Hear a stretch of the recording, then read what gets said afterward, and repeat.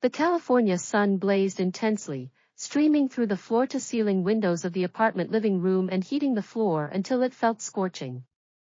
I jolted awake, the damp smell of rotting leaves from the woods in my past life still lingering in my nostrils, when I heard Sophia's coquettish urging, "Luna, hurry up. Grab my coconut oil, Anessa sunscreen, and that new Gucci beach towel. Don't leave them in the Captain America-themed canvas bag." In front of me, Sophia wore a bright purple bikini, deliberately showing off the new butterfly tattoo on her waist. The padded cups of her bikini were exaggeratedly thick, and she walked with a deliberately puffed chest, as if the bikini straps might snap at any moment. She had just come to California for summer break from her art school in New York, staying with me, her cousin who worked as a programmer in Silicon Valley, but she treated this place like her personal stage. Memories of my past life cut through my mind like rusted blades, the rough hands of Thompson, the perverted neighbor, the stinging pain of branches scraping my skin as I was dragged into the mangroves, the vicious online comments calling me an Asian slut who got what she deserved, after my death, and the sight of Sophia's family using my death video to gain 1 million followers on TikTok and land beauty sponsorships. I clenched the coconut oil in my hand, the sharp edges of the plastic bottle digging into my palm. I forced the surging hatred in my eyes into a gentle smile. "Coming, Sophia.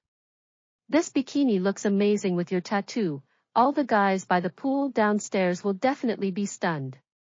Sophia's eyes lit up immediately.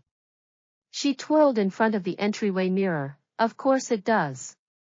This tattoo cost me 3 months' allowance. I want everyone to see it." She paused, then glanced disdainfully at my tracksuit. "You're so outdated. In America, you need to dress more openly. You wrap yourself up like a nun all day, no wonder you can't find a boyfriend." I said nothing, silently tucking the sunscreen and towel into the canvas bag. In my past life, I'd tried to tell her to be more modest in public, only to be called a conservative East Asian relic. In the end, I'd even become her scapegoat. This time, I would let her destroy her own life with her own hands. The apartment complex where we lived was in Mill Valley, a high-end neighborhood in the San Francisco Bay Area dominated by white middle-class residents. Tall palm trees lined the area around the heated outdoor pool downstairs, and a few neighbors were already lounging on the deck chairs, sunbathing. As soon as Sophia reached the poolside, she deliberately dropped the canvas bag on the ground. Her bikini strap, accidentally, slipped down to her elbow, revealing most of her tattooed back. She walked over to the diving board and blew a kiss to Carlos, the pool attendant who was wiping the pool tiles. "Hi, Carlos. The water's perfect today, ideal for swimming." Carlos was a middle-aged Mexican man in his 50s, wearing a blue work tank top. He paused with his cleaning brush, frowning as he reminded her, "Miss Sophia, community rules require full coverage swimwear in the pool. You need to pull up your strap." Sophia pretended not to hear. She stepped slowly into the pool, deliberately spinning in the water so that splashes hit the elderly white lady lounging on the adjacent chair. The lady put down her New York Times and said disapprovingly, "Young lady, you should be more polite. This isn't your private pool." "Sorry about that," Sophia said with a smile, but there was no hint of apology in her tone. "I'm just enjoying the California sun. Unlike you, who can only sit here baking, your skin's as wrinkled as tree bark." The old lady's face turned bright red. She grabbed her sun umbrella and stormed back to her apartment. I hurried over, handing Sophia a cold can of cola. "Sophia, that wasn't a good thing to say. If Carlos or the neighbors complain to the property management, we might get fined." "Complain?" Sophia scoffed, taking a sip of cola. "They're just jealous because I'm young and beautiful. Look at that guy in the gray quick-dry shirt over there, he's been staring at me since we got here." She nodded toward the opposite side of the pool. Following her gaze, I saw Thompson, the pervert who dragged me into the mangroves in my past life. He was holding a phone, his camera pointed right at Sophia. When he noticed us looking, He quickly stuffed the phone into his pocket and gave an oily smile. My heart tightened, but I forced an exaggerated tone. Wow, is he taking pictures of you? Sophia, you're so charming. Last time I ran into him at the supermarket, he asked if I had a sister. I guess he was talking about you. Sophia's eyes lit up instantly.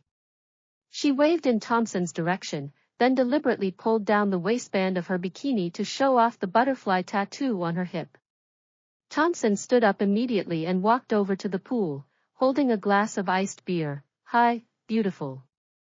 I'm Thompson, I live in Building 3. Mind if I get to know you? I'm Sophia, you can call me Sophie, she said, chin raised proudly. My cousin said you asked about me at the supermarket? Absolutely, Thompson replied with a smile, his eyes scanning Sophia's body. A beautiful girl like you is hard to come by in this neighborhood. He held out the iced beer. Care for a sip? It's ice cold, perfect for beating the heat. I stepped forward quickly, pretending to be concerned. Sophia, you're going to swim later, drinking isn't a good idea. And Mr. Thompson, the community rules prohibit alcohol by the pool. Carlos wouldn't be happy if he saw this. Thompson's expression darkened, but he put the beer away. My bad, I forgot the rules. Sophia glared at me angrily. Luna, why are you being such a killjoy? Mr. Thompson was just being kind.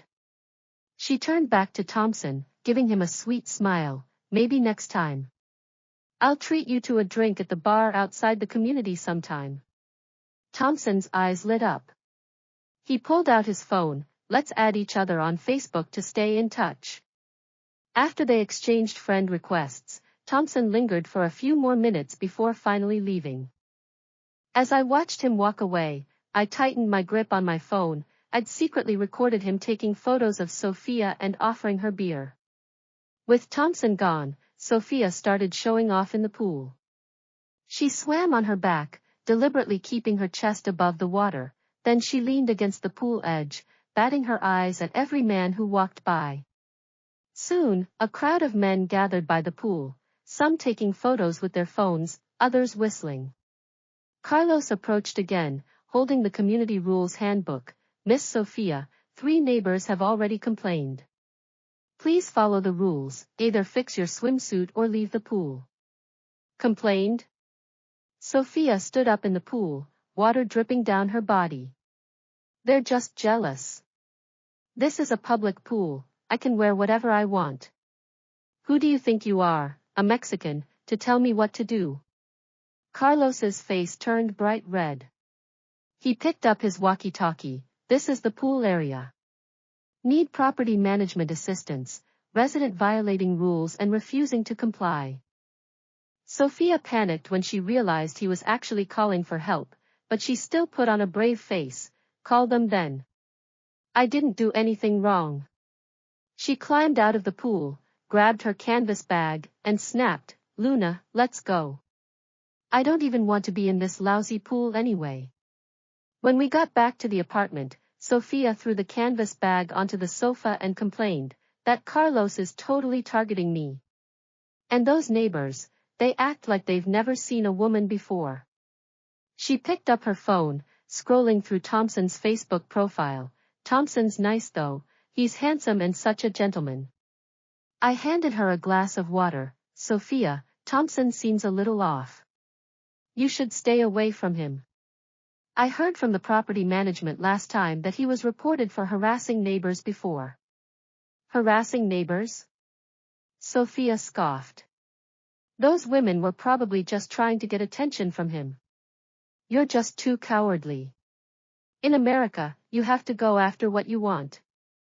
She ignored my warning, starting to message Thompson on Facebook, even attaching photos of herself in her bikini. Over the next few days, Sophia's behavior got even worse. She went to the pool in a skimpy bikini every day, sometimes she even wore just a slip dress with no underwear. Complaints piled up in the community's WhatsApp group. A white mom named Sarah posted, that Asian girl parades around the pool acting so provocative. My son is only 8, and he keeps asking why that auntie isn't wearing clothes. This is such a bad influence on kids. Another neighbor replied, I saw her hugging and touching Thompson by the pool yesterday. Thompson was already warned for harassing women before, how can she still be with him? Sophia was also in the group. When she saw these messages, she replied immediately, you women are just jealous because I'm young and beautiful. Thompson and I are just friends, and what I wear is my freedom, mind your own business. Sarah, your son is misbehaving because you're a bad parent, not because of me.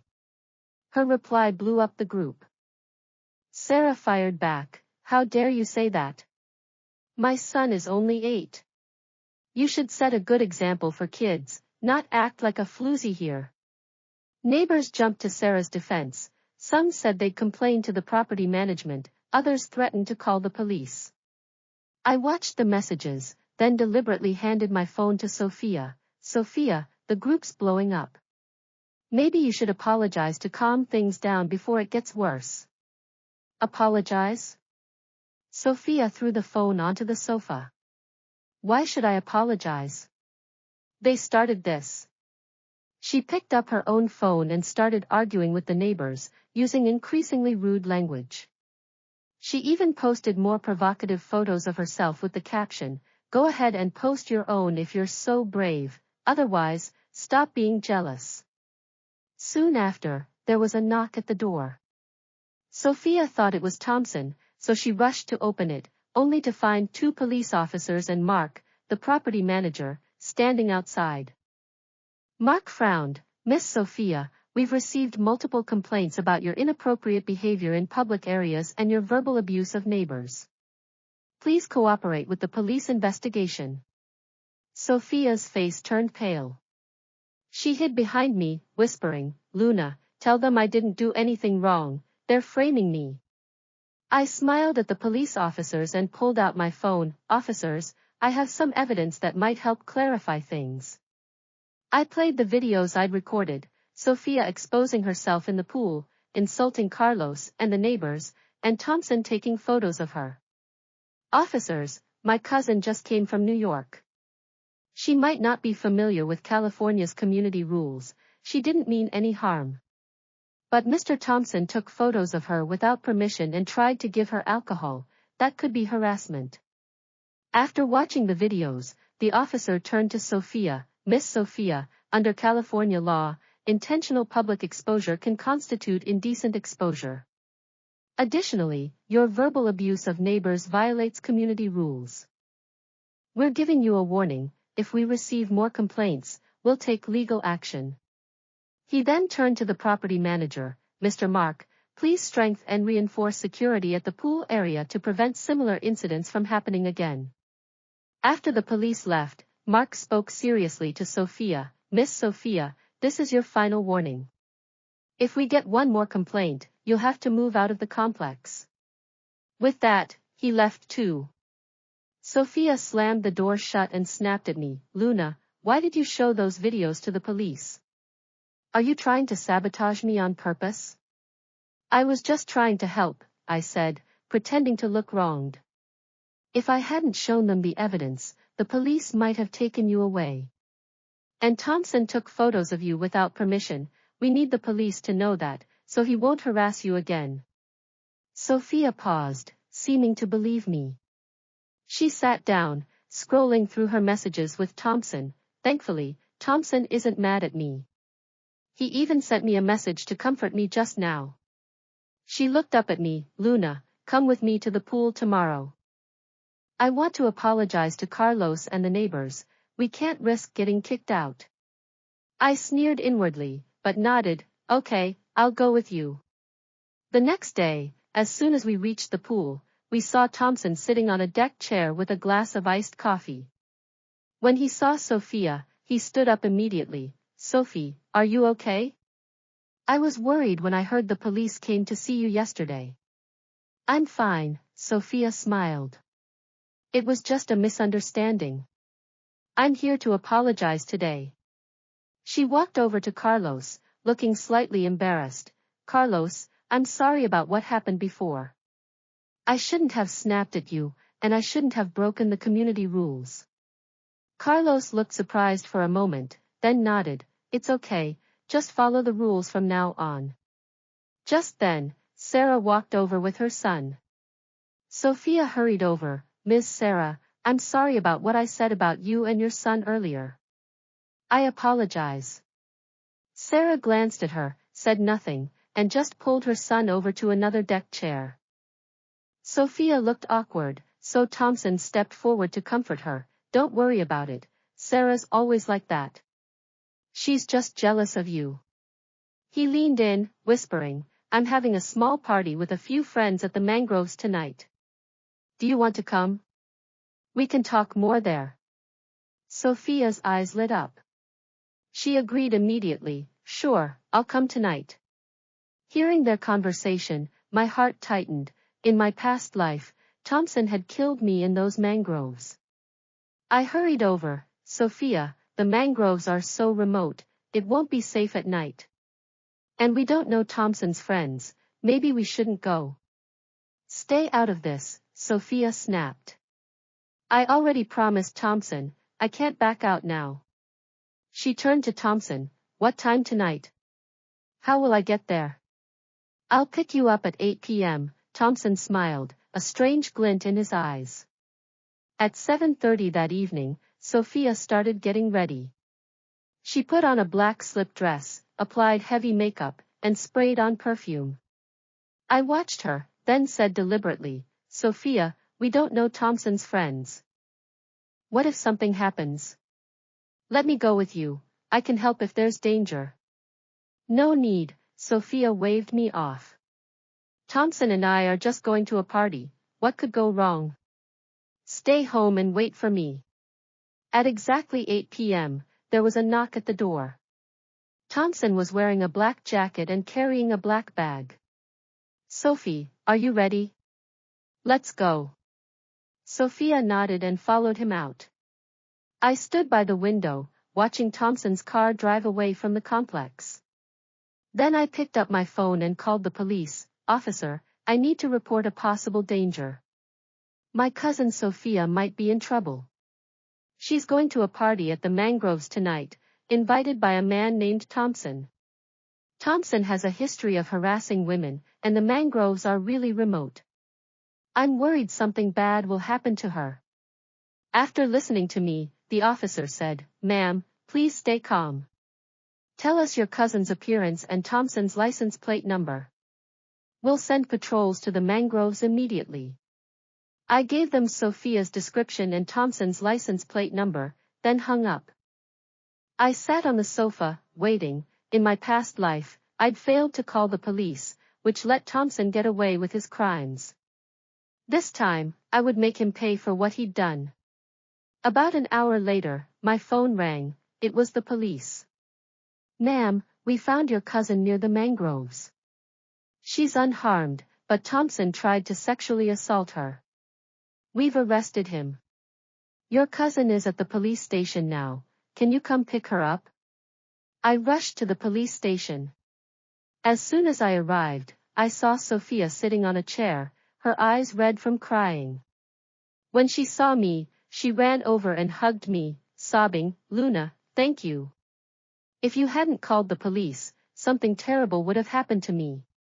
Thompson is so scary, he tried to do that to me. It's okay now, I patted her back. The police arrested him. He'll be punished by the law. Later, Thompson was sentenced to 2 years in prison for attempted sexual assault and illegal photography. After this incident, Sophia finally realized her mistakes. She stopped wearing provocative clothes in public and even took the initiative to make amends with the neighbors. We didn't move out of the complex, we stayed in Mill Valley. 6 months later, I received a job offer from a tech company in Silicon Valley and moved to Seattle. Sophia got into the art program at UC Berkeley and stayed in San Francisco. Before I left, she said to me, Luna, thank you. If it weren't for you, I would have gone down a terrible path. I'll be a better person from now on, I won't make you worry anymore. I looked at her and smiled, you're welcome. We're family. As the car drove away from Mill Valley, the California sun streamed through the window, warming my face. I pulled out my phone and deleted the memories of my past life. Those pains and hatreds had finally faded away, along with Thompson's imprisonment and Sophia's redemption. I knew a new life was beginning, and this time, I would cherish it.